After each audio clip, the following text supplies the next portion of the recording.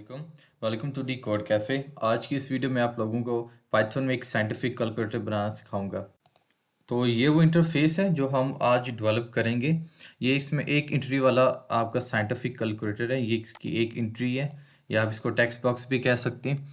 तो मैंने देखा है कि ज़्यादातर लोग जो होते हैं वो दो एंट्री से काम करते हैं, सिंगल एंट्री को अवॉइड करते हैं क्योंकि टू एंट्रीज से कैलकुलेशन करना, ये कैलकुलेटर बनाना वो ये थोड़ा इजी है as compared to single entry. लेकिन मैं समझता हूँ उसमें आपको ज़्यादा सीखने को नहीं मिल सकता। ये काम थोड़ा मुश्किल ज़रूर है लेकिन इसमें आपकी अंडरस्टैंडिंग बहुत होती है। इसमें आपको जिस तरह कि मैं इसको बना रहा था तो मुझे इसमें कई तरह के ऐसे लॉजिकल एरर्स आए जिसने मेरी अंडरस्टैंडिंग को बेहतर किया है।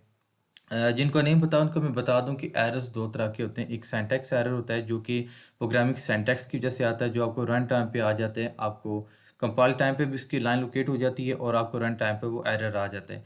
लॉजिकल एरर ऐसा होता है जो सिंटैक्स की बिना पर नहीं होता, लेकिन आपने कहीं कोड ऐसा लिखा हुआ होता है या कुछ सिस्टमैटिक प्रॉब्लम हो जाती है इस कोड की वजह से कि आप उसमें एरर आ रही होती है। तो ऐसे एरर्स को ढूंढना बहुत मुश्किल होता है।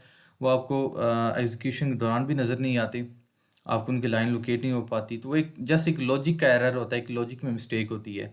सो यहाँ पे मुझे कुछ ऐसे एरर्स आए जिनसे मेरी जो कॉन्सेप्ट था, जो मेरा पाइथन का, वो और ज़्यादा इम्प्रूव है और मैं आप लोगों से वो ज़रूर शेयर करूँगा। सबसे पहले मैं आपको इसका एक शॉर्ट सा डेमो दे देता हूँ। मैं इसके जो फीचर्स हैं सारे मैं बारी बारी परफॉर्म करता हूँ। अगर मैं इसका टैन लेता हूँ तो मेरे पास आंसर सही आ रहा है। इसी तरह मैं कॉस्ट ले लेता हूँ तो साइन भी ठीक आ रहा है। मैं आप किसी एक नंबर का स्क्वायर रूट, लेट्स से मैं 25 का स्क्वायर रूट ले लेता हूँ तो मेरे पास वो आना चाहिए 5। इसी तरह मैं लॉग, ये बेस 10 लॉग है, ये नेचुरल लॉग है। तो अगर मैं इसको बेस 10 लॉग से लूँ तो 50 पर इसका ये लॉग आता है। नेचुरल लॉग इस पर कुछ 3 पॉइंट समथिंग आना चाहिए तो वो यस 3.91 आ रहा है। तो एक रेडियन को मैं डिग्री में कन्वर्ट करता हूँ, 50 रेडियंस को मैं डिग्री में कन्वर्ट करूँ तो इतने मेरे पास जो डिग्रीज आती है। अब मैं अगर क्रॉस चेक करना चाहूँ तो मैं दोबारा इसको रेडियन में तब्दील करूँ तो मेरे पास 50 रिजल्ट आना चाहिए। तो मेरे पास 50 आ रहा है। अब मैं फैक्टोरियल ले लेता हूँ। लेट्स से मैं 6 का 720 होता है तो मैं लेता हूँ तो मेरे पास करेक्ट रिजल्ट आ रहा है। इसी तरह मैं पावर ले लेता हूँ 8 की पावर में 8 ले लूँ तो मेरे पास ऐसा रिज़ल्ट आता है। अगर मैं 5 का रिमाइंडर 2 से लूँ तो मेरे पास 1 आ रहा है और मेरे पास ये पाई आर। तो ये आप देख सकते हैं मेरा जो कैलकुलेटर है वो प्रॉपर्ली काम कर रहा है। इसमें जो सारे फीचर्स हैं वो परफॉर्म हो रहे हैं। अब मैं थोड़ी सी कैलकुलेशन आपके सामने कर देता हूँ तो ये देख सकते हैं आप। अब मैं डिवाइड कर देता हूँ 5 पे। तो जो हमारा कैलकुलेटर है ये प्रॉपर्ली काम कर रहा है। तो अब मैं इसे क्लोज करके जो प्रोग्रामिंग है वो स्टार्ट कर देता हूँ। तो इस प्रोग्राम के लिए हम लोग दो लाइब्रेरीज को यूज़ करेंगे। इनमें से पहली टिंकर या टिंकर, जो भी आप इसे कहें, डजेंट मैटर, और दूसरी मैथ है। टिंकर बेसिकली एक GUI की लाइब्रेरी है पाइथन के अंदर, जिसे आप लोग एक बहुत पावरफुल लाइब्रेरी है जिसके ज़रिए आप लोग अच्छी इंटरफेस बना सकते हैं। और मैथ आपको मैथ के फंक्शन प्रोवाइड करती है। तो मैं करूँगा फ्रॉम टिंकर इंपोर्ट स्टैटिक। इसका मतलब, स्टैटिक का मतलब है कि जो कुछ भी इस मॉड्यूल में मौजूद है, जितने भी फंक्शन हैं उन सबको इंपोर्ट कर लो। फिर हम लोग करेंगे import math as M. As a मैंने इसलिए किया, मैंने इस मैथ को एक आप कह लें ऑब्जेक्ट असाइन किया है क्योंकि जब भी मुझे कोई मैथ का फंक्शन कॉल करना होगा तो बजाय इसके कि मैं पूरा का पूरा मैथ लिखूं, मैं जस्ट एम डॉट करके फंक्शन कॉल कर लूँगा। अब एक इंटरफेस बनाते हैं तो मैं करूँगा विंडोज इक्वल टू, एक विंडो वेरिएबल है जिसमें मेरा ये इंटरफेस या उसका जो भी मेथड होगा, मेन मेथड, वो यहाँ पे सेव होगा। मैं करूँगा के। एक चीज़ का आपने ख्याल रखना है कि जो जो के है ये लोअर केस में है, टी आपका अपर केस में और आपका जो के है वो लोअर केस में है। अब हम अपने इंटरफेस को जियोमेट्री देते हैं। जियोमेट्री का मतलब है कि आपकी हाइट फीट कितनी है और ये कितने एक्सिस पे लाइक कर रहा है, एक्सिस वाई एक्सिस पे। तो पहले आपकी विथ या आपकी वाई आएगा, उसके बाद आपका एक्सेस आता है। मैं चाहता हूँ मेरी जो विथ है वो 383 हो, क्रॉस जो मेरी हाइट है वो 570 हो।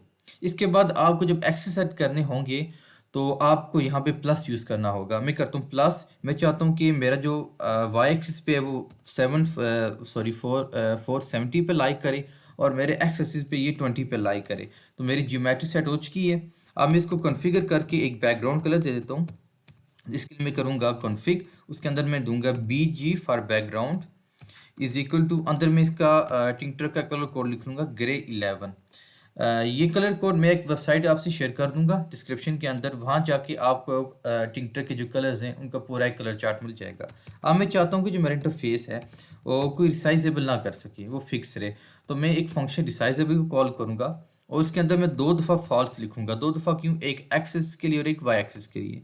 तो मैं यहाँ फॉल्स फॉल्स लिखता हूँ और उसके बाद मैं एक और फंक्शन यहाँ पे यूज़ करने लगा हूँ, window dot our our read redirect. ये क्या करता है?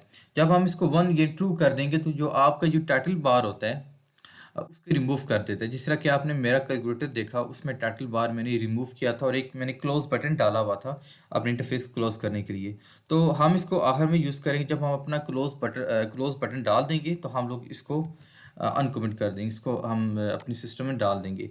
तो जब तक हम सिस्टम बना रहे हैं, क्योंकि हमें बार बार टेस्ट करने की ज़रूरत पड़ेगी, इसलिए हम लोग अभी इसको इंक्लूड नहीं करते।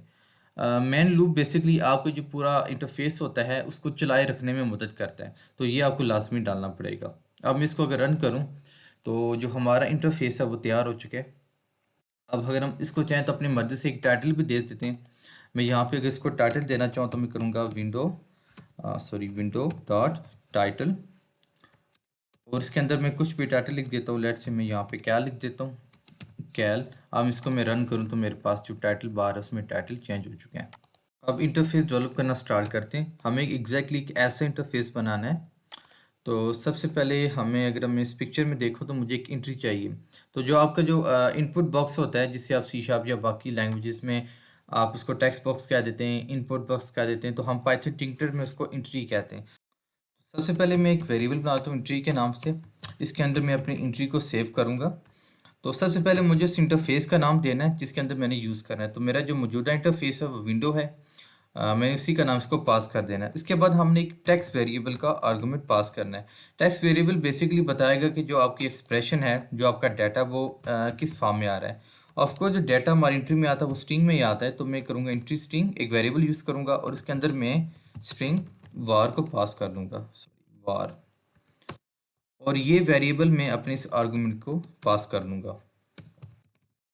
इसके बाद हम लोग क्या करेंगे, इसको फोरग्राउंड और बैकग्राउंड कलर देंगे। फोरग्राउंड होता है कि जो आपका रिटर्न टेक्स्ट होता है वो किस कलर में आना चाहिए। तो मैं चाहता हूँ कि जो मेरा टेक्स्ट लिखा है एंट्री में वो वाइट कलर में आए, तो मैं इसको वाइट कर दूंगा। और बैकग्राउंड कलर तो आपको पता ही होगा, और बैकग्राउंड कलर में इसको दे दूँ यहाँ पे ग्रे 20। इसके बाद मैं चाहता हूँ कि जो मेरा एंट्री है उसका कोई बॉर्डर ना हो, यानी कि वो बगैर बॉर्डर के नजर आए, तो मैं इसकी बॉर्डर जो होगी इसकी वैल्यू 0 कर दूंगा। इसके बाद हम अपनी मर्जी का फ़ॉन्ट भी इसको दे सकते हैं। तो मैं इसके अंदर जो लैंग्वेज दूंगा अपने फ़ॉन्ट को, वो होगी बैंक स्क्रिप्ट सेमी बोल्ड। और इसका जो फ़ॉन्ट साइज़ होगा मैं वो लेट्स सी 26 कर दूंगा। अब इसकी प्रॉपर्टी सेट हो गई हैं, तो मैं अब इसको अपने ग्रिड में ऐड कर देता हूँ। तो हमारी कैलकुलेटर है ये ग्रिड में बनेगा। अगर आपने लास्ट हमारी वीडियो देखी है, वीडियो डाउनलोडर की, तो उसमें हमने पैक और एक्सेस को यूज़ किया था। लेकिन चूंकि ये एक ऐसा प्रोग्राम है जिसमें हमारा काम सारा ग्रिड में हो सकता है, तो इसलिए हम इसमें ग्रिड को यूज़ करेंगे। तो मैं इसमें यूज़ करूँगा एंट्री डॉट ग्रिड। और ग्रिड के अंदर में बेसिकली हमारे पास मल्टीपल रोज और कॉलम्स होती हैं। तो मैं क्या करूँगा कि मैं इसका कॉल स्पैन दे दूंगा कि हमारा जो, अगर हम अपने कैलकुलेटर को देखें तो हमारे पास इसमें 4 कॉलम्स आती हैं। तो जो हमारा एंट्री है इसको भी 4 कॉलम्स तक जाना चाहिए। तो मैं इसका दे दूंगा कॉलम स्पैन इक्वल टू 4। और इसमें मैं जो इनसाइड इसकी पैडिंग है, जिसको हम आई पैड कहते हैं, वो मैं 15 कर दूंगा, ताकि मेरा ये अप इसके जो टेक्स्ट है इसके ऊपर और नीचे थोड़ी स्पेस आए और उसका जो लुक है वो थोड़ा ज़्यादा अपीलिंग लगे। तो मैं इसे कर दूंगा आई पैड वाई इज इक्वल टू 15। तो अब अगर मैं इसको रन करूँ तो मेरे पास यहाँ पे कुछ प्रॉब्लम नज़र आ रही है। यहाँ पे कॉलम स्पैन था। मैं इसको दोबारा रन करता हूँ तो जो प्रॉपर्टीज हमने इम्प्लीमेंट की थी वो नज़र आ गई हैं। हमारा जो बैकग्राउंड है वो चेंज हो चुका है, हमारा जो फोरग्राउंड है इसमें इसका जो टेक्स्ट का रंग है वो वाइट है। जो हमारी लैंग्वेज हमने दी थी एग्जैक्टली वही है। और हमारा जो इनपुट टेक्स्ट है इसके ऊपर और नीचे स्पेसिंग है। तो इंट्री में हमारे पास प्रॉपर्टीज़ इम्प्लीमेंट हो चुकी हैं। अब हम इसके लिए बटन ऐड करेंगे। अगर हम अपने इंटरफेस को देखें तो हमारी जो एक रो है उसमें 4 कॉलम्स हैं। इस तरह हमारे पास टोटल जो है 10 रोज़ हैं, इसको एंट्री को मिला के। और इसका जो स्पेन 4 है, तो हमारे जो एक रो है इसमें हमारे पास 4 कॉलम्स हैं मैक्सिमम। तो हम एक रो में हम लोग 4 बटन्स को ऐड करेंगे। तो मैं यहाँ पे एक वेरिएबल लेता हूँ btn 10, क्योंकि मैं एक 10 के लिए बटन बना रहा हूँ। यहाँ पे मैं लिखूँगा बटन और उसी तरह अपने इंटरफेस का नेम। उसके बाद मैंने टेक्स्ट मैंने मतलब कि मेरे बटन के अंदर क्या लिखा होना चाहिए, मैं 10 लिखूँगा क्योंकि ये टेंजेंट के लिए। इसी तरह इसका बैकग्राउंड कलर, और इसका बैकग्राउंड में दे दूँगा ग्रे 11, ठीक है। और इसी तरह इसका फोरग्राउंड में यहाँ पे चेंज करूँगा। तो यहाँ पे जो मैं फोरग्राउंड कलर लूँगा वो होगा dark orange 1, dark orange 1। Make sure आप इसके स्पेल्स हैं वो एज इट इज़ लिखें, वरना ये आपको प्रॉब्लम देगा। इसको मैं यहाँ से ब्रेक कर देता हूँ। अब हमें क्या करना है कि एक यहाँ पर मैं एक फ़ॉन्ट बना लेता हूँ, एक जर्नल इसका फ़ॉन्ट बना लेता हूँ, क्योंकि मेरे पास काफ़ी ज़्यादा बटन आ रहे हैं। तो बार बार फ़ॉन्ट अगेन ये पूरी लंबी सी स्टेट में लिखने की बजाय मैं यहाँ पे एक वेरिएबल यूज़ कर लूँगा। तो मैं यहाँ पे फ़ॉन्ट वैल्यू के नाम से एक वेरिएबल ले लेता हूँ, और इसके अंदर जो मैं फ़ॉन्ट यूज़ करूँगा, मैं चाहता हूँ जो मेरी बॉडी हो या मेरी लैंग्वेज हो वो कैलिबरी हो, और मेरा जो फ़ॉन्ट साइज़ हो वो 18 हो। तो मैं यहाँ पे लिखूँगा कैलिबरी, और यहाँ पे मैं इसको 18 लिख दूँगा। अभी हमारी एक वेरिएबल में सेव हो चुका है। तो मैं सिंपली क्या करूँगा, फ़ॉन्ट को मैं ये पास कर दूँगा फ़ॉन्ट वैल्यू। इसके बाद जो मेरा इंटरफेस है इसमें जो बटन है इसकी जो बॉर्डर है वो बहुत ही मतलब आप कह सकते हैं थिन है। तो इसका जो बॉर्डर वेट है मैं वो 1 कर दूंगा, और बॉर्डर का स्टाइल में इसको मैं रिलीफ आर्गुमेंट यूज़ करके बॉर्डर का जो बॉर्डर है इसका स्टाइल में सॉलिड कर दूंगा। तो सबसे पहले आप बॉर्डर विड्थ दे देता हूँ अपनी, border width is equal to 1, और इसके बाद मैं रिलीफ यूज़ करूँगा। रिलीफ बेसिकली डिफरेंट स्टाइल्स का एक सेट है। मैं यहाँ पे सॉलिड यूज़ करूँ। अगर आप इसको इंटरनेट पे सर्च करें टिंक्टर रिलीफ तो आपको इसके सारे स्टाइल मिल जाएंगे। तो अब मैं क्या करता हूँ, इसको मैं अपनी ग्रिड में ऐड कर देता हूँ। जो हमारी एंट्री थी वो 0 रो पर थी, तो जो हमारी रो शुरू हो रही है वो रो 1 होगी। तो इस बटन की जो रो है वो हमारी 1 होगी, और हमारा जो कॉलम है वो यहाँ पे 0 होगा। और इसके बाद पहले हम इसको रन करके देख लेते हैं। प्रॉब्लम आ रही है, अच्छा सॉरी ये ड्रेक ऑरेंज हो गया था, यहाँ पे आता है डार्क ऑरेंज। अब मैं दोबारा इसको रन करता हूँ, BTN सॉरी, अच्छा BTN 10 यहाँ पे आता है। ये सिंटैक्स एरर जो मैं कर रहा था। तो ठीक है, अब ये देख सकते हैं कि हमारे पास जो हमारे कॉलम 1 है उस पे हमारे ये बटन आ चुका है। अब एक छोटी सी प्रॉब्लम है। प्रॉब्लम ये है कि जो हमारा ये जो बटन है ये अपनी जो कॉलम है उसकी पूरी जगह ले नहीं रहा। उसकी अपना जो रो ये जो भी कॉलम है उसकी पूरी जगह नहीं ले रहा। होना तो ये चाहिए था, इसको पूरा यहाँ आना चाहिए था, जिस तरह के हमारे ये इंटरफेस में आप देख सकते हैं। तो इसको सॉल्व करने के लिए हम लोग क्या करेंगे, हम लोग एक आर्गुमेंट यूज़ करेंगे ग्रिड में स्टिकी का, यानी वो स्टिक कर देगा E+W। ईस्ट डब्ल्यू जो वेस्ट है वहाँ पे उसको स्टिक कर देगा। तो मैं क्या करता हूँ, मैं लिखता हूँ यहाँ पे स्टिकी, और मैं करूँगा E+W, और इसके बाद जो मैं इसकी पैडिंग दूंगा iPad y, यानी इसके अंदर जो पैडिंग होगी वो कितनी होनी चाहिए। तो y एक्सिस पे, मैं एक्स एक्सिस पे तो वो स्टिक कर जाएगा, वो अपने लेफ्ट राइट स्टिक कर जाएगा, लेकिन अप टू डाउन थोड़ी इसको पैडिंग देनी पड़ेगी। वो मैं कर दूंगा iPad y = 5। अब अगर मैं इसको दोबारा इसको क्लोज करके मैं इसको रीरन करूँ तो आप देख सकते हैं कि वो अपने बॉर्डर्स तक पहुंच गया। तो अब हमारा जो जिस तरह का बटन चाहते थे वो ऐड हो चुका है। अब लोग मैं क्या करता हूँ, इसको कॉपी करके मैं आगे इसको 3 बार पेस्ट कर देता हूँ, और उसके बाद मैं क्या करूँगा, मैं जस्ट इनके कॉलम्स को चेंज करूँगा और नाम चेंज करूँगा। लेट्स से मेरा जो दूसरा बटन था, पहला मेरा जो बटन है वो 10 का है, दूसरा मेरा बटन है, अगर मैं इंटरफेस को देखूँ, दूसरा कॉज का है, तीसरा साइन के। तो यहाँ पे मैं सिंपली कॉज लिख दूंगा। यहाँ पे जहाँ जहाँ पे कॉज है, यहाँ पे सॉरी 10 था वहाँ पे मैं नेम चेंज कर दूंगा। तो कॉज जो मेरा कॉज बटन है वो कॉलम 1 पे आ रहा है। इसके बाद जो मेरा तीसरा बटन था वो साइन का था, और यहाँ पे जो साइन की वैल्यू यहाँ पे भी मैं साइन कर दूंगा। और मेरा जो साइन था वो मेरा तीसरे नंबर पर यानी कॉलम 2 पे आ रहा था। और जो मेरा चौथा बटन था वो था स्क्वायर रूट का, और स्क्वायर रूट मेरा लास्ट पे था, अपनी लास्ट कॉलम पे, यानी यहाँ पे वो कॉलम इंडेक्स 3 पे था। इसके बाद मैं इनकी नेमिंग चेंज कर देता हूँ। पहला 10 का था, दूसरा कॉस का था, तीसरा साइन का था, और चौथा बटन मेरा था स्क्वायर रूट का। तो यहाँ पर मैं जस्ट SQRT कर देता हूँ। इसके बाद अगर मैं इसको रन करूँ तो आप देख सकते हैं मेरे पास मेरे बटन्स आ गए, पहला टेन, कॉस और स्क्वायर रूट। अब मैं क्या करता हूँ, मैं इस पूरे जो सेट है चार चार बटन का, इसको कॉपी करके अगेन पेस्ट करके इसकी नेमिंग चेंज कर दूंगा। मुझे कॉलम्स को दोबारा चेंज करने की ज़रूरत नहीं पड़ेगी, क्योंकि मेरा जो सीक्वेंस था वो ठीक हो चुका है। जब अब मुझे बस इसके नेम चेंज करने। तो जो मेरा नेमिंग का सीक्वेंस है, लॉग, नेचुरल लॉग, डिग्री और रेडियन है। तो यहाँ जाके जस्ट मैं उनकी ये नेम चेंज कर लेता हूँ। पहला मेरा बटन जो था वो लॉग का था, दूसरा मेरा यहाँ पे होगा नेचुरल लॉग का,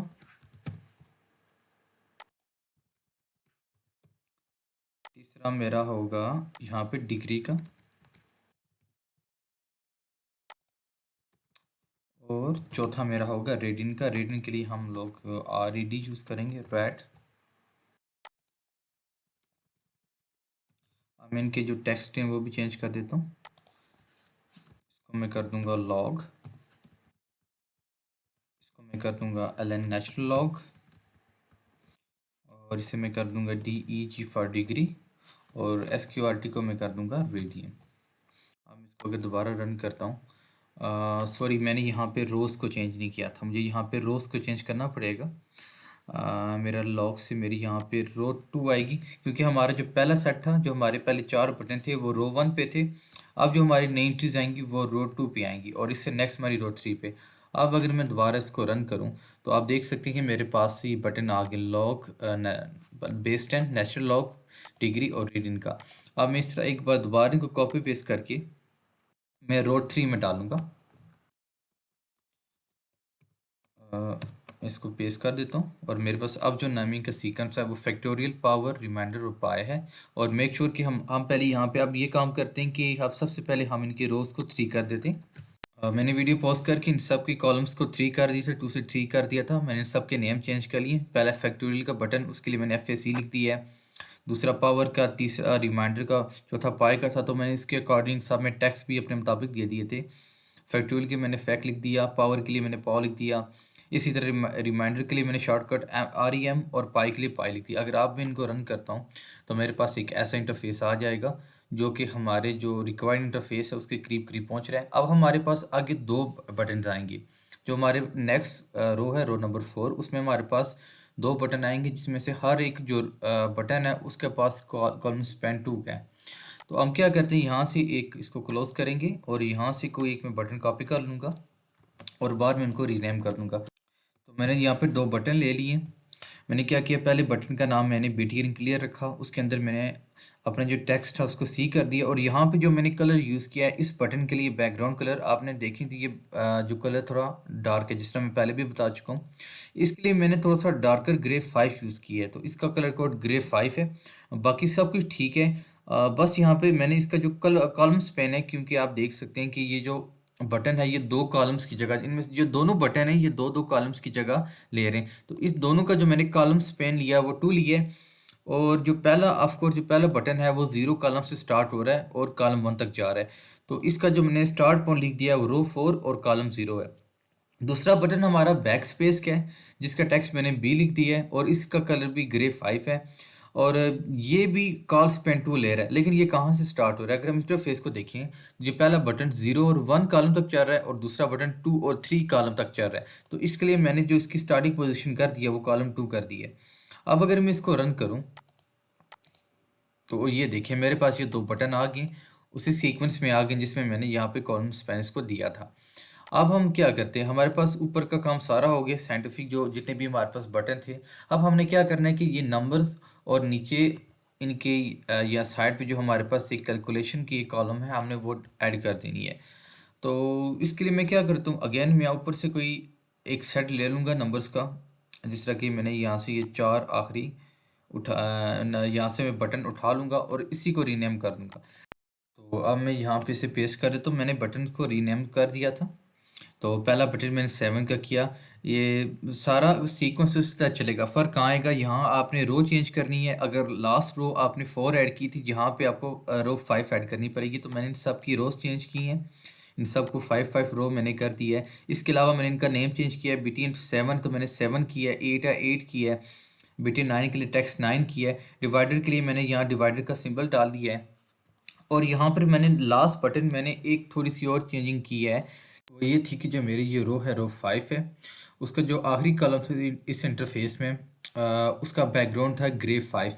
तो मैंने इतना किया है कि जो मेरा ये रो है, इसकी जो आखिरी कॉलम है उसका मैंने बैकग्राउंड यहाँ पे ग्रे 5 कर दिया है, ताकि ये बाकी बटन से थोड़ा डिफरेंट लगे। तो बस हमने यही यहाँ पे चेंज करना है। मैं इंटरफेस आपको दिखा दूँ तो हमारे पास जैसा हम इंटरफेस चाह रहे हैं वैसे इंटरफेस हमारे पास बन रहा है। अब हम क्या करेंगे कि इसी तरीके से इस पूरे जो हमारे पास 7 to 9 इसको कॉपी करके हम यहाँ पेस्ट करेंगे और दोबारा रीनेम कर देंगे। तो हमारा जो अगला सीक्वेंस है वह है 4 5 6 और हमारा मल्टीप्लाई का जो बटन है वो आना चाहिए। तो मैं यहाँ पे इसको पेस्ट करके उसको अपडेट कर देता हूँ। तो मेरे पास जो अपडेटेड बटन आएंगे उसमें मेरे पास पहला बटन 4 का होगा, इसका टेक्स्ट 4 हो जाएगा। इसी तरह 5 6 का बटन होगा और आखिर में हम मल्टीप्लाई का बटन डाल देंगे और यहाँ पे टेक्स्ट में हम मल्टीप्लाई का एक सिंबल डाल देंगे। और इसका जो बैकग्राउंड होगा, क्योंकि ये बाकी बटन से डिफरेंट है, तो इसका बैकग्राउंड ग्रे 5 होगा। बाकी इसका सब कुछ इस तरह रहता है। अब अगर मैं इसको दोबारा रन करूं तो हमारे पास जो न्यू रो है वो ऐड हो चुकी है, 6 रो ऐड हो चुकी है। लास्ट रो हमारे पास 5 थी और इसकी जो रो वैल्यू वो 6 है। मैं दोबारा कह रहा हूँ कि आपने रोज़ और कॉलम को बहुत ध्यान में रखना है, क्योंकि अगर ज़रा सी भी हमने इनमें गलती कर दी तो हमारा पूरा इंटरफेस ख़राब हो जाएगा। अब मैं इसको क्लोज करता हूँ और अपना जो नेक्स्ट रो है, रो 7, वो डाल देता हूँ। तो रो 7 में मेरे पास 1 2 3 और सब्ट्रैक्शन के बटन है। तो मैं इसी तरह यहाँ पर मल्टीप्लाई के नीचे अपनी जो 7th रो है वो ऐड कर देता हूँ। तो मेरे पास इसमें जो बटन है वो BTN1 यानी बटन 1 आ गया, बटन 2 आ गया, इसकी रो 7 है, इनका जो बैकग्राउंड है वो ग्रे 11 है और इसका फोरग्राउंड डार्क ऑरेंज 1 है। सब प्रॉपर्टी सेम रहेंगी और बस खाली आपने चेंज करना है जो सब्ट्रैक्शन का बटन है वहाँ पे हमने एक माइनस का साइन डाल दिए और इसका बैकग्राउंड कलर हमने 5 कर दिए। बाकी इसका सब कुछ सेम रहेगा। मेक श्योर कि यहाँ भी आप लोग जो रो है और कॉलम्स हैं उनको जहन में रखें। अब मैं इसको दोबारा रन करता हूँ तो मेरे पास देखिए हमारे पास 7th रो ऐड हो चुकी है। अब हमारे पास 8th रो आएगी। मैं इसको बंद कर देता हूँ। तो जो हमारी 8th रो है उसमें हमारे पास ये बटन है .0 E, ओरल का जो ई है वो, और हमारे पास प्लस का बटन आएगा। अब मैं इसको यहाँ पे रो 7 के नीचे रो 8 को ऐड कर देता हूँ। तो मेरे पास पहला डॉट का बटन था, मैंने यहाँ पे डॉट डाल दिया टेक्स्ट में। मेरे पास एक ज़ीरो का बटन आता है, ई का बटन आता है और उसके बाद मेरे पास ऐड का बटन आता है जहाँ पे मैंने प्लस का साइन डाल दिया है। अब मैं इसको दोबारा रन करूँ, मैंने अपनी रोज़ और कॉलम्स की वैल्यूज़ को परफेक्टली चेक कर ली है। तो मेरे पास एक न्यू रो ऐड हो चुकी है। अब हमारे पास एक लास्ट रो रहती है।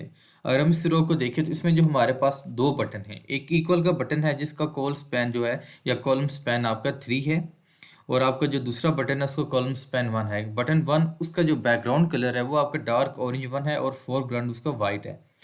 और ये आपका कॉलम 0 से लेके कॉलम 1 तक जा रहा है और आपका जो दूसरा बटन है वो कॉलम 2 से स्टार्ट हो रहा है। तो हम लोग क्या करते हैं कि हम लोग यहाँ अपनी रो 8 के नीचे इस न्यू रो को ऐड कर लेते हैं। मैंने बटन ऐड कर दिए। तो जो हमारा पहला बटन था वो इक्वल का था, तो मैंने BTN इक्वल में एक बटन डाल दिया है जिसका टेक्स्ट मैंने इक्वल का साइन डाल दिया। इसका बैकग्राउंड मैंने डार्क ऑरेंज 1 रखा है क्योंकि ये बाकी सब बटन से डिफरेंट था। इसका फोरग्राउंड मैंने वाइट कर दिया है। बाकी मैंने इसकी जो रो वैल्यू इसको 9 दी है क्योंकि ये 9th रो में एग्जिस्ट कर रहा है। इसके बाद इसका कॉलम स्पैन जिस तरह कि हमने इंटरफेस में देखा था ये 3 कॉलम्स की जगह ले रहा है, इसलिए मैंने इसका जो कॉलम स्पैन है वो 3 कर दिया है।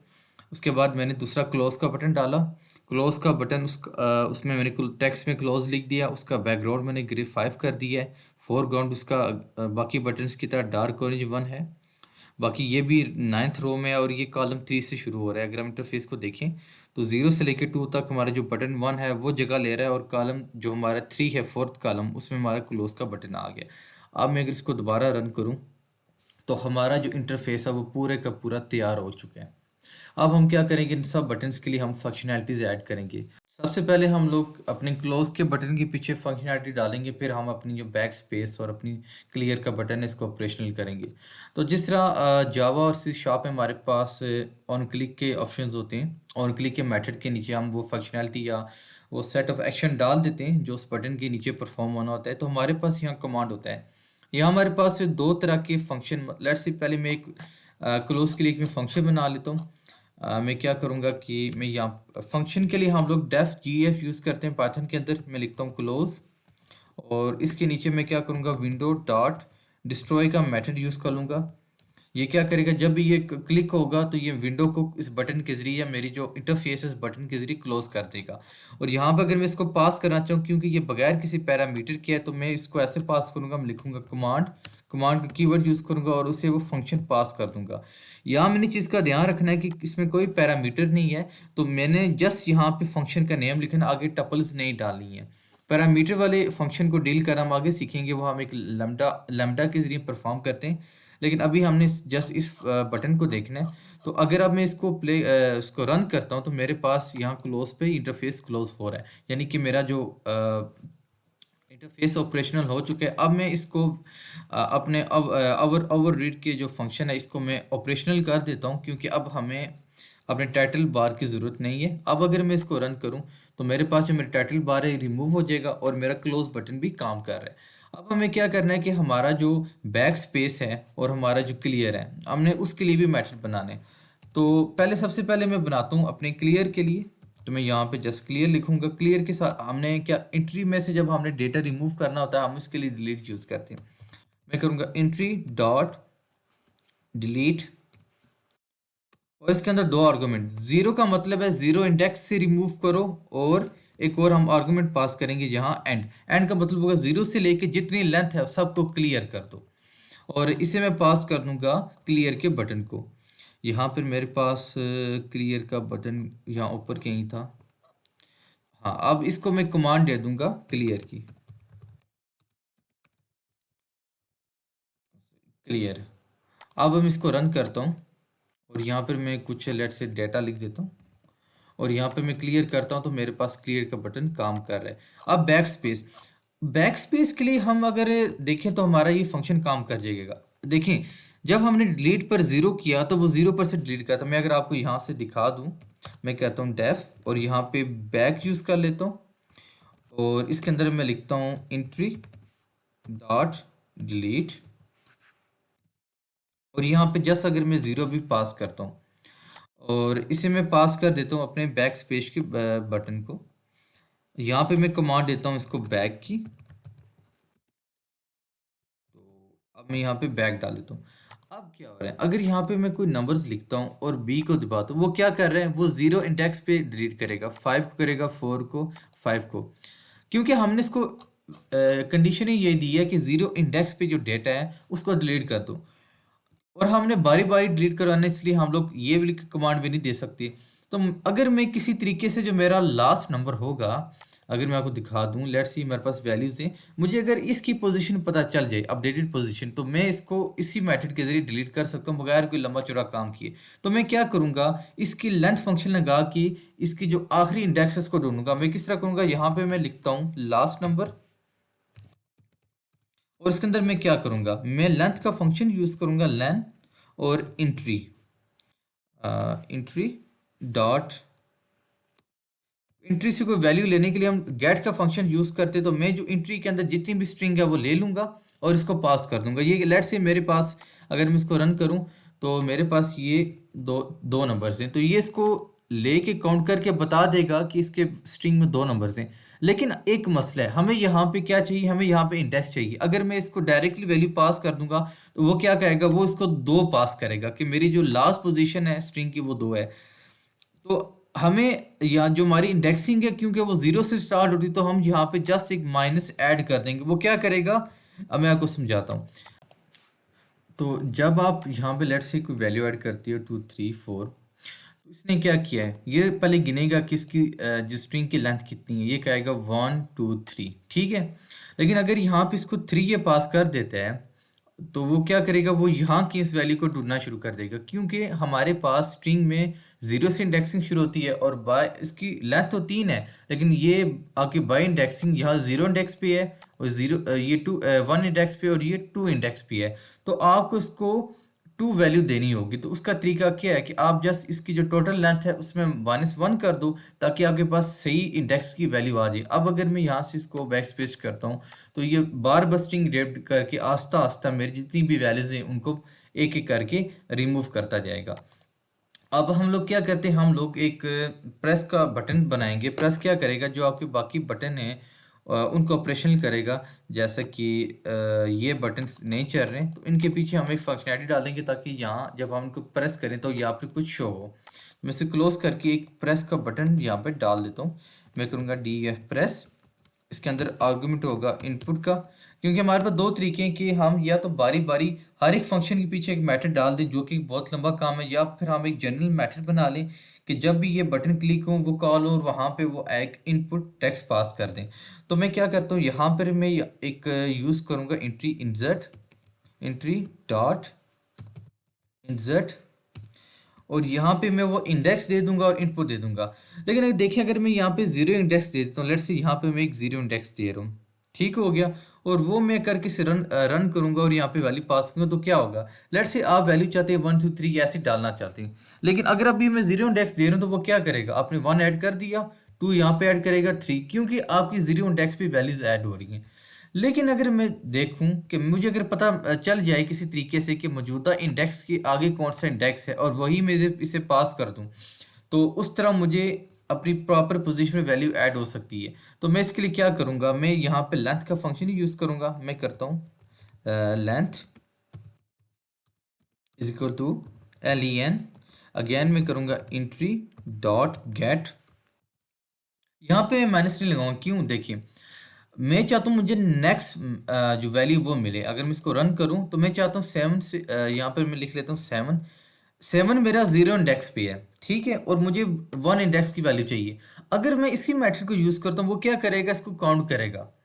इंडेक्स तो 1 है, लेकिन वैल्यू इसकी जो स्ट्रिंग जो इसकी लेंथ है या इसकी जो साइज है वो 1 है, तो वो 1 इसको पास कर देगा और डायरेक्टली मुझे अपने नेक्स्ट इंडेक्स की वैल्यू मिल जाएगी। तो इस तरह जब मैं इसको यहाँ पे लेंथ दे दूंगा, या इसकी जो टोटल लेंथ है उसको एज ए इंडेक्स में पास कर दूंगा, नेक्स्ट इंडेक्स, और अपने यहाँ पे इनपुट रख लूंगा, तो मुझे प्रॉपर पोजीशन वैल्यू आ जाएगी। अब मैं क्या करता हूँ कि अपना जो फर्स्ट बटन है 10 का, उसमें उसको मैं ऑपरेशन करके चेक करता हूँ कि मेरी जो वैल्यूज है सही तरह पास हो रही है नहीं। तो अब मैं यहाँ पे कमांड लिखूंगा। मैंने आपको कहा था कि जब हम अपने एक पैरामीटराइज मेथड को कॉल करते तो वो हम यहाँ लेमडा के फंक्शन के जरिए करते हैं। तो मैं यहाँ पे लिख दूंगा लेमडा, यहाँ पे कॉलम्स डाल के मैं अपना प्रेस को कॉल करूंगा, और उसके अंदर जो मुझे इनपुट पास करनी है मैं वो लिख दूंगा। मैं कोटेशन के अंदर डाल दूंगा 10 और ये टपल डाल दूंगा, ओपनिंग टपल। अगर हम इसको रन करें, यहाँ पे लेंथ आते हैं, जी आते हैं। तो अब अगर मैं इसको रन करूं, तो हाँ, अब मैं इसको यहाँ पे दबाता हूँ, तो आप देख सकते हैं मेरे पास प्रॉपर सीक्वेंस में जो मेरा 10 है वो अपीयर हो रहा है। तो इस तरह हम यहाँ पे जितने भी हमारे पास बटन है, हम उनके नीचे ये एक फंक्शन डाल देंगे। मैं सबको यहाँ पे कॉपी पेस्ट करके इनकी जो वैल्यूज है वो चेंज कर देता हूँ। इसी तरह हम यहाँ पे कॉज का जो बटन है इसमें डाल देंगे, यहाँ पे कॉज लिख देंगे। इस तरह मैं सारे बटन्स में ऐड कर देता हूँ। मैंने सब बटन्स में ऐड कर दिए हैं। मैं आपको दिखाता भी हूँ। मैंने सब बटन्स मैंने साइन में ऐड कर दिया है, स्क्वायर रूट में मैंने यहाँ के ओपनिंग टपल के साथ ऐड कर दिया है, log, natural log, degree, radian, factorial. इसके बाद पावर और जो रिमाइंडर का फंक्शन है मैंने इसके आके ओपनिंग टपल नहीं डाली, जैसा कि इनमें मैंने टपल्स डाली हुई हैं, मैंने इसमें कोई टपल नहीं डाली। इसके बाद मैंने पाई में जो पाई की वैल्यू होती है, जब हम कोई इंटीजर या फ्लोट या कोई न्यूमेरिक वैल्यू पास करते हैं तब हम कोटेशन नहीं डालते, जैसा कि मैंने यहाँ पाई की वैल्यू डाली है। तो ये ऐसी चीज़ें हम बगैर कोटेशन के भी पास कर सकते हैं। इसी तरह आगे मैंने जो मेरा 7 था, 8 9 बटन, इनकी जो मैंने बगैर कोटेशन की पास की हैं। डिवाइडर का सिंबल डालिए, 4 5 6 मैंने वैल्यू पास कर दी इन बटन्स के नीचे।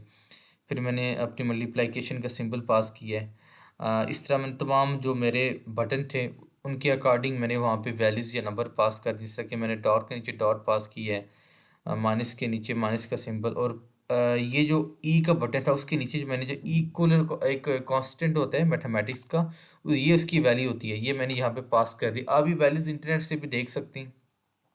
तो अब अगर मैं इसको रन करके दोबारा चेक करूँ, तो मेरे पास ये सब सही चलना चाहिए। Tan, cos, sine, square root, log, natural log, degree, radian, fact, power, ये सब वैल्यू सही तरह काम कर रही हैं। 7, 8, 9, 4, 5, 6, 1, 2, 3, 0, ये ठीक है। अब हमारे पास सब सही काम कर रहा है। अब हमें क्या करना है कि हमें अब कैलकुलेशंस के मेथड बनाने। यहाँ पे मैं जस्ट कॉपी पेस्ट करके, क्योंकि वीडियो का टाइम बहुत ज़्यादा हो गया है, तो मैं यहाँ पे मेथड आपको कॉपी पेस्ट करके सब एक्सप्लेन कर दूंगा, उनकी वर्किंग भी आपको समझा दूंगा। यहाँ पे मैं सारे फंक्शन डाल देता हूँ। तो यहाँ पहले कैलकुलेशन की बात करें तो मैंने यहाँ पर ऐड, सब्सट्रैक्ट, डिवाइड और मल्टीप्लिकेशन का 4 फंक्शन बनाए। मैंने जो वैल्यू ली है पहले मैंने इनको फ्लोट में कन्वर्ट किया है, क्योंकि देखें जब कोई वैल्यू आपके पास आती है ज़रूरी नहीं इंटीजर में होती है, वो फ्लोट में भी हो सकती है। तो अगर आप यहाँ पे लेट से आप किसी को वैल्यू कैलकुलेट करते हो, यहाँ पे लाइक 0.5 हो गया प्लस 0.6, तो ये वैल्यू आपके पास आती है। अगर आपने इनको एज अ फ्लोट की बजाय इंटीजर में लिया होगा तो ये इसको ज़ीरो ले लेगा, तो ज़ीरो ज़ीरो का सम आपको ज़ीरो दे देगा, तो आपके पास परफेक्ट कैलकुलेशन नहीं आएगी। और ये हर कैलकुलेशन के केस में होगा। तो इसलिए हमने क्या किया, हम लोगों ने यहाँ पे वैल्यूज़ ली, उन वैल्यूज़ को फ्लोट में कन्वर्ट करके फिर सम करके वही फ्लोट वैल्यू रिटर्न कर दी। अब इसके बाद हमने जो फंक्शन बनाया वो था ब्रेक एक्सप्रेशन का। ये हमने इसलिए किया कि लेट्स से कि हमने यहाँ पे सिंगल एंट्री सिस्टम किया है, तो हम जो भी यहाँ पे लेट्स से कोई यूज़र डालते हैं 5+5, तो वो क्या करेगा, पूरी एक्सप्रेशन को लेके इसको ब्रेक करेगा इन सिंबल्स की बेस पे। तो हमने इसलिए यहाँ पे अपना एक एक्सप्रेशन ब्रेक का यहाँ पे फंक्शन है, वो क्या करेगा, एक साइन लेगा जो डिटेक्ट करेगा आपके स्ट्रिंग में से, हम आगे देखेंगे वो कैसे करता है। पूरी एक्सप्रेशन लेगा और उसके अंदर जहाँ पर उसको साइन मिलेगा वहाँ पे ब्रेक करके उनको दो हिस्सों में मतलब कि दो इंडेक्सेस में सेव करके यहाँ पे रिटर्न कर देगा। इसका जो 0, 1 इंडेक्स होगा उसमें दो वैल्यूज होंगी। फिर हमने क्या किया, जो हमारी साइंटिफिक कैलकुलेशन थी हमने उनके लिए एक अलग फंक्शन बना दिया। तो इसमें क्या होता है, हमने आगे इक्वल का यूज़ किया। वो कहता है जहाँ भी इसको ये टपल, आपको एक फाइंड फंक्शन होता है जो कि आपकी स्ट्रिंग में से करेक्टर्स या आपके पूरे वर्ड्स या लेटर्स को वो डिटेक्ट करता है। वो कहता है अगर तो आपको किसी एक्सप्रेशन में ये ओपनिंग टपल मिलती है तो इस साइंटिफिक वाले मेथड को कॉल कर लो, और उस मेथड में क्या होगा, वो जो एक्सप्रेशन है उसको लेगा और वो सिंबल लेके, क्योंकि ये इसी के रिलेटेड हमने फंक्शन बनाया है, आपका एक्सप्रेशन ब्रेक को कॉल कर लेगा। उसमें एक्सप्रेशन पास करेगा, कहेगा कि इस एक्सप्रेशन में जहाँ भी ये मेरे पास ये करेक्टर आ रहा है उसको ब्रेक कर लो। तो वो ब्रेक करेगा तो क्या होगा, लेट्स से मेरे पास 10, 50 है, जब वो इसको चेक करेगा तो इस जो टपल है इससे पीछे वाली जो वैल्यू होगी वो 0 इंडेक्स में डाल देगा और उसके आगे वाली वैल्यू 1 इंडेक्स में डाल देगा। उसके बाद क्या करता है, लेट्स से वो कहते हैं कि जो मेरे पास दो वैल्यूज रिसीव हुई हैं उसमें जो मेरे पास डेटा 0 इंडेक्स में पड़े, अगर वो 10 के इक्वल है, अगर वो 10 के इक्वल है, क्या करो कि जो उसकी अगली वैल्यू है जो मेरे पास डेटा 1 में यानी 1 इंडेक्स में वैल्यू है उस पे 10 का मेथड अप्लाई कर दो। ये हमने फ्लोट में करना है, क्योंकि मैंने बताया था क्योंकि आपके पास वैल्यूज फ्लोट में आ सकती हैं, रिजल्ट फ्लोट में आते ही आते हैं आपके पास।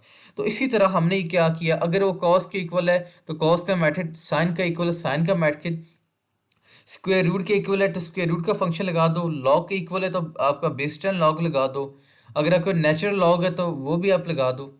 नेचुरल लॉग का फंक्शन जस्ट आपके पास लॉग होता है। अगर डिग्री, अगर लेट्स वो डिग्री के इक्वल है तो उसको डिग्रीज में कन्वर्ट कर दो, अगर वो रेडियन का फंक्शन तो रेडियन में। यहाँ पे आपको एक चीज़ थोड़ी सी अजीब लगेगी कि आपने देखा होगा कि जो इसका आंसर है, जो ये वैल्यू है, जो फ्लोट होती है वो पॉइंट्स का कभी नहीं होता। तो मैंने यहाँ पे फ्लोट क्यों लगाया, देखिए मैंने आपको शुरू में बताया था कि कुछ लॉजिकल एरर्स होते हैं। तो यहाँ पे कुछ इस तरह का होता है कि मैं जब प्रोग्राम बना रहा था तो ये सारा सीक्वेंस जो था वो फ्लोट में जा रहा था। यहाँ पे आके जब उसने इंटीजर वैल्यू ली तो उसने एक लॉजिकल एरर जनरेट कर दिया। मुझे इसका पता तो नहीं कि इसने ऐसा क्यों किया, टेक्निकली करना तो नहीं चाहिए, लेकिन उसने यहाँ पे एक लॉजिकल एरर जनरेट कर दी। वो जब तक कि मैंने इसको फ्लोट में नहीं किया उसने एरर दिया मुझे, मे बी आपके सिस्टम पे वो ना दी। तो अब हमने क्या किया, अब हमने इक्वल फंक्शन लिया। इक्वल फंक्शन में क्या हो रहा है, हमने सबसे पहले जो एक्सप्रेशन है वो ले ली है, फिर हमने अपनी एक्सप्रेशन क्लियर कर दी ताकि जो हम अगला रिजल्ट है बेशक वो एरर है या कोई वैल्यू वो उसके पास आ जाए। तो हमने क्या किया कि हमने यहाँ पे ट्राई लगाया, ट्राई कैच की आदत बनाई, क्योंकि जब आपका लेट्स से कोई एरर आता है, बजाय इसके कि आपका सॉफ्टवेयर जो वो क्रैश कर जाए, आप उसकी जगह ट्राई कैच लगा दें। अगर वो चल जाता है ठीक है, वरना वो क्या एक्सेप्ट कोई वैल्यू उसमें शो कर दे। तो सबसे पहले हम अपने इक्वल बटन को ये पास कर देते हैं, इसकी कमांड दे देते हैं, ताकि हम अपनी टेस्टिंग में कोई प्रॉब्लम ना हो। Command is equal to equal. पहले तो मैंने आपको दिखा दिया था कि अगर उसको ये टपल मिलती है तो ये साइंटिफिक वाला फंक्शन कॉल कर ले, ठीक है। लेकिन अगर उसको पी ओ डब्ल्यू पावर मिलता है, वो क्या करे, इस एक्सप्रेशन को ब्रेक करके जो उसकी पहली वैल्यू है, जो जीरो इंडेक्स की वैल्यू है उसका, वो ये एक पावर का फंक्शन होता है मैथ में, जिसमें क्या करता है, ये एक्स वैल्यू होती है एक्स और ये वाई वैल्यू होती है। तो वो कहता है कि जो हमारे पास जीरो इंडेक्स पे वैल्यू, लेट्स सी कि हमारे पास ये आता है 5 पावर 6, जब उसको ब्रेक करेगा तो वो इसको जीरो इंडेक्स में डालेगा और इसको वन इंडेक्स में। उसने कहता है कि जो मेरा जीरो इंडेक्स पे वैल्यू पड़ी है उसका पावर ले लो अपनी वन इंडेक्स के साथ, तो यहाँ पे पावर ले लेगा। इसी तरह हमारे पास जो दूसरा फंक्शन रिमाइंडर का है, उसमें भी यही कहता है कि लेट्स सी 5 रिमाइंडर 2, तो वो ब्रेक करेगा, वो कहेगा कि जो मेरा जीरो इंडेक्स की वैल्यू है उसका रिमाइंडर ले लो मेरे वन इंडेक्स की वैल्यू के साथ, तो मेरे पास कोई एरर आ जाए, इसको सॉरी आंसर आ जाएगा। अगर ये चीज़ नहीं होती, लेट्स से अगर यहाँ पे से मल्टीप्लाई, यहाँ पे आपने देखा होगा कि मैंने यहाँ पे क्रॉस भी किया और मल्टीप्लाई का सिंबल, हो सकता है कि यूज़र आपकी इंटरफेस से मल्टीप्लाई सेलेक्ट करे या खुद भी डाल सकते हैं अपने कीबोर्ड से, तो उस दोनों के लिए आपके पास ये ऑप्शंस होने चाहिए। तो वो सिंपली क्या करेगा, जहाँ भी उसको ये एक्सप्रेशन मिलेगी वहाँ पर इसको ब्रेक कर लेगा और इसके आगे वो जो हमारे पास करेक्टर है जो ब्रेक कर है उसके आगे और पीछे की दोनों वैल्यूज को आपस में मल्टीप्लाई कर देगा। आपने ये सीक्वेंस याद रखना है, ये सीक्वेंस मैंने बहुत ज़्यादा प्रैक्टिस के बाद बनाए। सबसे पहले आपका मल्टीप्लिकेशन और आपका जो डिवाइडर है ये डिटेक्ट होना चाहिए। क्यों, लेट्स से अगर आपका कोई ऐसी वैल्यू आ जाती है -5 क्रॉस 6 या डिवाइड 6, तो अगर उसने यहाँ पे पहले माइनस हुआ तो इस माइनस को लेके डिटेक्ट करके इसको ब्रेक कर देगा और आपका आंसर गलत आ जाएगा। तो मेक श्योर जो मैंने सीक्वेंस यहाँ पे रखा आप ऐसे ही फॉलो करें। जब आप फर्दर इसको प्रैक्टिस करेंगे तो आप समझ जाएंगे कि मैं ऐसा क्यों कर रहा हूँ। फिर हमने उसके बाद डिवीजन का करना है। डिवीजन में भी इसी तरह मेरे पास दो सिंबल आ सकते हैं, एक जो मेरे पास इंटरफेस का सिंबल है और एक जो हमारे पास डिवाइडर हम रोजमर्रा में लगाते हैं।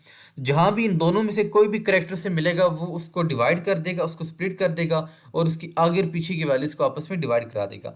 अब प्लस, आपने हर सूरत में प्लस को लाना है माइनस से पहले। क्यों, देखें नॉर्मल केस तो ये होता है आपका 2 + 2, ठीक है, लेट्स से 5 7 आ गया।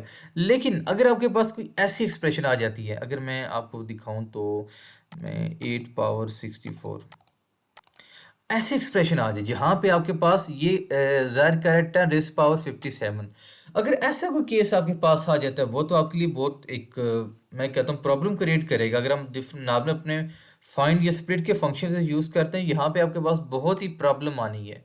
तो उसका बेस्ट सोल्यूशन क्या है कि लेट्स से अभी तो मैंने इसको ठीक किया हुआ है, लेकिन अगर मैं इसको यहाँ पे 2 करूँ और मैंने इसको प्रॉपर लॉजिक ना लगाया वो, तो ये मुझे एरर देगा। तो मैंने क्या किया, मैंने किया कि पहले ढूंढो कि अगर फंक्शन में प्लस है, अगर वो प्लस है क्या करो, जो उसमें पहला आपको मिल रहा है, यानी कि आपके पास जो पहली एक्सप्रेशन है, लेट्स से मैं इसको करता हूँ, आपको इसको परफॉर्म करके दिखाता हूँ। मैं ले लेता हूँ 8 पावर 64, ठीक है, और यहाँ पे मैं लिख देता हूँ +2।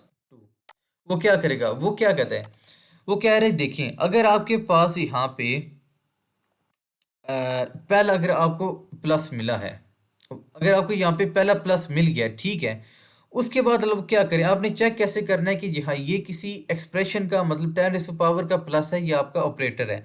तो उसके आगे देखें, यहाँ तक की तो हमें वैल्यू मिल जाएगी और उसके आगे चेक करें, देखें आपके पास से यहाँ पर क्या पावर आ सकती है।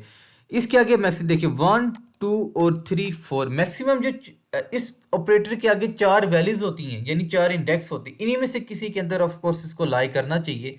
तो वो चेक करेगा, वो कहेगा कि अगर ये जो मेरे पास नंबर्स हैं, मेरे पास इंडेक्स हैं, अगर इसकी आगे 4 नंबर तक, वो कह रहे हैं आगे उससे लेके 4 नंबर तक अगर आपको ऑपरेटर मिलता है तो उसकी वैल्यू आपको पास कर देगा। देखिए अगर आपको इसको ये ऑपरेटर लेट से आपको इसने इसको डिटेक्ट किया, ठीक है, और उसके बाद उसने इसको फर्स्ट का नाम दिया। वो देखेगा अगर यह 5 से लेके 2 तक भी अगर कोई प्लस मिलता है तो वैल्यू दे दो। अगर उसको वैल्यू मिलती है, देखिए अगर उसको एक प्लस से आगे दूसरा प्लस मिलता है तो वो क्या कर देगा, सेकंड को एक वैल्यू दे देगा उस पोजीशन की। अगर वो सेकंड को वैल्यू देता है ऑफ कोर्स सेकंड की वैल्यू आ जाएगी। अगर उस प्लस के आगे उसको दूसरा कोई प्लस नहीं मिलता तो वो क्या करेगा, उसको एक नेगेटिव वैल्यू साइन कर देगा। नॉर्मल केस में first is greater than second, इसका क्या मतलब होगा, ये केस होगा कि मैं इसको लेट से डिलीट कर देता हूँ। 2+2, अगर हम इसको +2 करते हैं तो इसको अगले 4 वैल्यूज तक कोई अगर प्लस नहीं मिल रहा, डेट्स मीन कि ये एक नॉर्मल केस है। इसमें आपको कोई और ज़रूरत नहीं है, मतलब कि एडिशनल वहाँ पे इसको डिवाइड करने की। अगर आपको नॉर्मल केस मिल जाता है, यानी कि एक प्लस के अलावा और कोई प्लस आगे नहीं है, तो वो क्या करेगा, वो उसको यहाँ पे एक सिंपली एक्सप्रेशन ब्रेक करके नॉर्मल तरीके से उसको ऐड कर देगा। इससे हमें एक और चीज़ भी अचीव हो जाएगी। लेट्स से ये तो हमारे पास एक नॉर्मल केस हो गया। यहाँ पर मैं एक और वैल्यू जनरेट करता हूँ। लेट्स से कि ये तो हमने कहा जब ऐसा हमारे पास केस आ जाए तो तब वो उसको डील कर ले। लेकिन एक और केस हमारे पास आ सकता है कि ये अगर शुरू में हो, मतलब कि इसका सीक्वेंस थोड़ा सा चेंज हो जाए, टू इधर हो, तो वो उसको भी डील कर लेगा। देखें वो गिनेगा यहाँ से अगले 4 इंडेक्स तक, यहाँ से 4 इंडेक्स तक तो कोई वैल्यू नहीं मिली क्योंकि 10 पावर तो बहुत बड़ी होती है। तो वो क्या करेगा, इसको भी एज एक सिंगल ऑपरेटर यूज करके इन ब्रेक करके इन इसी को ब्रेक करके इन दोनों को प्लस कर देगा। और इसके लिए हमने एक चीज़ मेक श्योर करनी है कि वो एक ही ब्रेक लाए। वो ये कि जहाँ पे आपने अपना ये ब्रेक स्प्लिट का यूज़ किया वहाँ पे आपने 1 को यूज़ करना है। आपने साइन के साथ 1 की वैल्यू यूज़ करनी है। ये बताएगा कि आपने बस एक ही बार स्प्लिट करना है, एक से ज़्यादा आपने स्प्लिट नहीं करना। तो आप मेक श्योर कि ये चीज़ आप लाजमी करें। अब हमारा आ गया माइनस का। माइनस का फंक्शन हमने क्या किया, हमने इसको आर इंडेक्स किया। डॉट फाइंड ये करता है कि आपको जो पहली वैल्यू होती है उस वर्ड या करेक्टर की वो लेता है। हमने कहा कि हमें जो आखिरी वैल्यू है, आखिरी वैल्यू हमने क्यों किया, लेट्स से कि मैं दोबारा ओपन करता हूँ, इसको रिमूव करता हूँ। 2 - 6, चलें ये नॉर्मल केस है। लेकिन अगर हमारे पास ऐसा कुछ केस है जी -4 -5, वो क्या करता, अगर हम इसको फाइंड करते हैं ना तो वो इसी को ढूंढ के ब्रेक कर देता है, ठीक है। लेकिन हमने कहा जी जो आखिरी माइनस है ना उसकी बेस पर सर्च करो, तो हमें आखिरी माइनस मिल गया। लेट्स से कि अगर ये इंडेक्स है 0 1 2 3 4, उसको आखिरी -4 इंडेक्स पे मिला, वो क्या करेगा, वो ये करेगा कि वो कहता है कि जो साइन है ना जहाँ पे आखिरी इंडेक्स मिला है वो मैं बताओ, ठीक हो गया, और मैन्युअली इसके अंदर ब्रेक करके वैल्यूज पास करेगा। कैसे, ये देखें, वो कहता है कि सब्ट्रैक्ट करो जीरो से लेके साइन तक। वो कहता है कि जीरो से लेके ये साइन है यहाँ तक, इससे पीछे पीछे एक वैल्यू ले लो। इसका ये मतलब है जीरो से जो स्ट्रिंग है उसमें ये हम स्लाइसिंग करें। अगर आप स्लाइसिंग का नहीं पता तो आप हमारी पाइथन स्ट्रिंग की वीडियो देख सकते हैं, उसमें मैंने स्लाइसिंग को बताया हुआ है। आप स्लाइस करोगे जीरो इंडेक्स से लेके उस ये जो हमारा ऑपरेटर है जो लास्ट हमारी माइनस की वैल्यू है वहां से पीछे पीछे, और बी में हमारी वैल्यू पास कर दो। ये जो हमारा ऑपरेटर है ना इससे आगे आगे और सारा, तो वो क्या करेगा, वो आपको उसकी बेसिस पे आप स्लाइसिंग करके इनकी वैल्यूज पास कर दोगे। तो ये कुछ ऐसे एरर्स थे जो मुझे काफ़ी आए इन ओवरऑल इस पूरे प्रोसीजर में, जो मैंने आपके साथ शेयर कर दिए। कि आप देखें अगर मैंने ये जो आर इंडेक्स था अगर मैं इसको कहीं पीछे रख देता हूँ ये तब भी प्रॉब्लम क्रिएट करता है। क्यों, ये पूरा सीक्वेंस मेरा फाइंड के साथ बना हुआ है, और अगर मैं बीच में आर इंडेक्स रख दूँ और उसके नीचे फाइंड का फंक्शन यूज़ करूँगा तो वो उसको एरर देगा। तो बस यार ये वीडियो काफ़ी लंबी हो गई है, इसको मैं ख़त्म करता हूँ। लास्ट में मैंने क्या किया कि रिजल्ट मैंने अपना जीरो इंडेक्स पे मैंने जो एंट्री थी उसको खाली कर दी थी। मैंने क्या कहा, एंट्री डॉट इंसर्ट और ज़ीरो पे मेरा रिजल्ट प्रिंट करवा दो। तो मैं आपको अगर ये एक फास्टली में अगर आप इसको दिखा दूँ कि ये पूरी तरह फंक्शनल है, इसके बाद वीडियो को ख़त्म करते हैं। तो मैं यहाँ से इसको दोबारा रन करता हूँ, फास्टली मैं इसको दोबारा रन करता हूँ। ये सब वैल्यूज मेरे पर ठीक आ रही हैं, कोज इसी तरह मेरे पास पावर तो मैंने चेक कर ली थी, डिग्री में करता हूँ 50, और इसी को मैं अगर दोबारा रेडियन में करूँ तो मेरे पास 50 आना चाहिए। तो देख सकते हैं जो मेरा कैलकुलेटर है वो सही काम कर रहा है। मैंने आपको शुरू में भी इसका डेमो दे दिया था। सो ये आज की वीडियो काफ़ी लंबी थी, मैं खुद काफ़ी थक गया हूँ, इसको बनाते हुए काफ़ी टाइम लगा मुझे। तो मुझे लगता है कि ये वीडियो डिज़र्व करती है कि इसको लाइक करें, कमेंट करें, शेयर करें और हमारे चैनल को ज़रूर सब्सक्राइब करें।